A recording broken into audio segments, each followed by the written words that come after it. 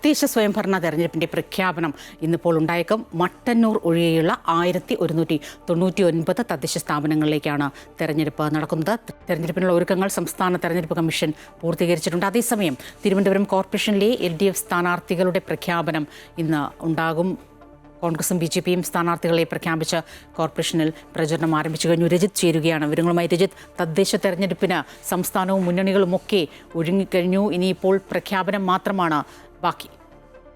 തീർച്ചയായും നേരത്തെ സൂചിപ്പിച്ചതുപോലെ തന്നെ മട്ടന്നൂർ ഒഴികെയുള്ള 1199 തദ്ദേശ സ്ഥാപനങ്ങളിലേക്കാണ് തെരഞ്ഞെടുപ്പ് നടക്കുന്നത്. നേരത്തെ സൂചിപ്പിച്ച 23,576 വാർഡുകളിലേക്ക് അടക്കമുള്ള സ്ഥാനാർത്ഥികളെയാണ് കണ്ടെത്താനുള്ളത്.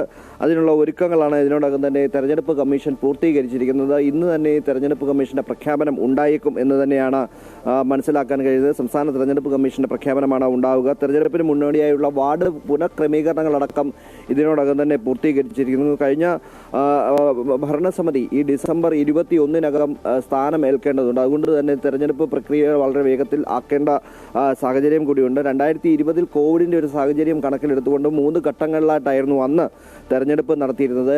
ഡിസംബർ 8, 10, 14 തീയതികളിലായി അന്ന് തെരഞ്ഞെടുപ്പ് നടത്തുകയും ഡിസംബർ 16-ന് വോട്ടെണ്ണുകയുമായിരുന്നു അന്ന് കഴിഞ്ഞ ഇതിനു മുമ്പുള്ള തെരഞ്ഞെടുപ്പ് സമയത്ത് നടത്തിയ ക്രമീകരണങ്ങൾ.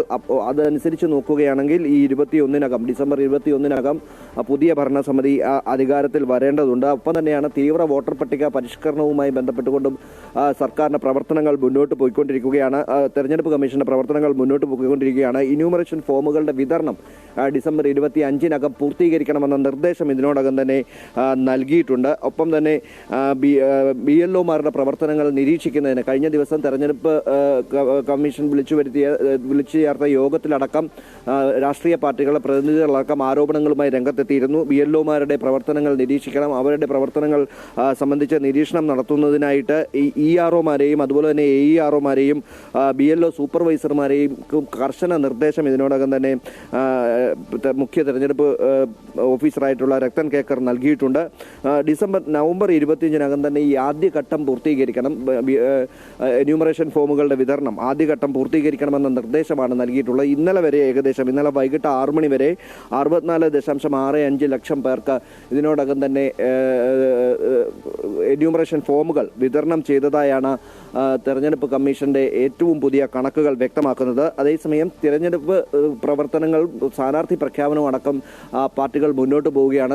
തദ്ദേശ സ്വയംഭരണ തെരഞ്ഞെടുപ്പിൽ തിരുവനന്തപുരം കോർപ്പറേഷൻ സ്ഥാനാർത്ഥികളെ നേരത്തെ തന്നെ കോൺഗ്രസും അതുപോലെ തന്നെ ഇന്നലെ BJPയും സ്ഥാനാർത്ഥികളെ പ്രഖ്യാപിച്ചിരുന്നു. നിലവിൽ കോൺഗ്രസ് 779 സീറ്റുകളിൽ 779 സീറ്റുകളിലാണ് കോൺഗ്രസ് സ്ഥാനാർത്ഥികളെ പ്രഖ്യാപിച്ച് തെരഞ്ഞെടുപ്പ് പ്രചരണവുമായി മുന്നോട്ട് പോയിരിക്കുന്നത്. 67 സീറ്റുകളിൽ BJP സ്ഥാനാർത്ഥികളെ പ്രഖ്യാപിച്ചിട്ടുണ്ട്.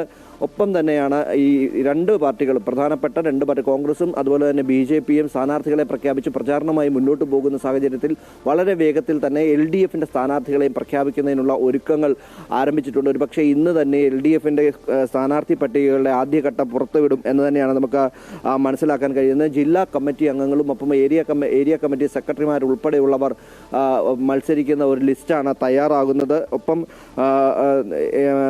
കോൺഗ്രസിന്റെ നേതാവ് LDFന്റെ നേതാവ് കൂടിയായിട്ടുള്ള SP ദീപക് മേയർ സ്ഥാനാർത്ഥിയാക്കിക്കൊണ്ടുള്ള ഒരു പട്ടികയാണ് തയ്യാറെടുക്കുന്നത് എന്ന വിവരമാണ് നമുക്ക് ലഭിക്കുന്നത്. ഒപ്പം തന്നെ മുൻ ഡെപ്യൂട്ടി മേയർ രാഖി രവികുമാർ ഉൾപ്പെടെയുള്ളവർ CPIയുടെ ലിസ്റ്റിലും ഉണ്ട് എന്ന വിവരവും നമുക്ക് ലഭിക്കുന്നുണ്ട്. നിലവിൽ കോൺഗ്രസും അതുപോലെ തന്നെ BJPയും സ്ഥാനാർത്ഥി പ്രഖ്യാപനത്തിന് മുമ്പേ തന്നെ പ്രചരണ പ്രവർത്തനങ്ങൾ ആരംഭിക്കുകയും പിന്നീട് സ്ഥാനാർത്ഥി പ്രഖ്യാപനം നടത്തുകയും ചെയ്തിരുന്നു. തെരഞ്ഞെടുപ്പ് പ്രഖ്യാപനം ഉണ്ടായതിന് ശേഷം അടുത്ത മണിക്കൂറില്ലെങ്കിൽ അടുത്ത ദിവസം തന്നെ LDF സ്ഥാനാർത്ഥികളെ പ്രഖ്യാപിക്കുമെന്നാണ് അറിയിച്ചിരുന്നത്. ഇന്ന് അത്തരത്തിലൊരു പ്രഖ്യാപനം ഉണ്ടാവുകയാണെങ്കിൽ ഒരുപക്ഷെ LDFന്റെ സ്ഥാനാർത്ഥികളെയും ഇന്ന് തന്നെ പ്രഖ്യാപിക്കും. മറ്റ് രാഷ്ട്രീയ പാർട്ടികളൊക്കെയും കക്ഷികളൊക്കെയും തന്നെ സ്ഥാനാർത്ഥി പ്രഖ്യാപനം നടത്തി പ്രചരണ പരിപാടികളുമായി ഏറെ മുന്നോട്ട് പോകുന്ന സാഹചര്യത്തിലാണ് LDF ഇന്ന് പാർട്ടികളുടെ അല്ലെങ്കിൽ സ്ഥാനാർത്ഥികളുടെ ലിസ്റ്റ് പ്രഖ്യാപിക്കാൻ തീരുമാനിച്ചിരിക്കുന്നത്.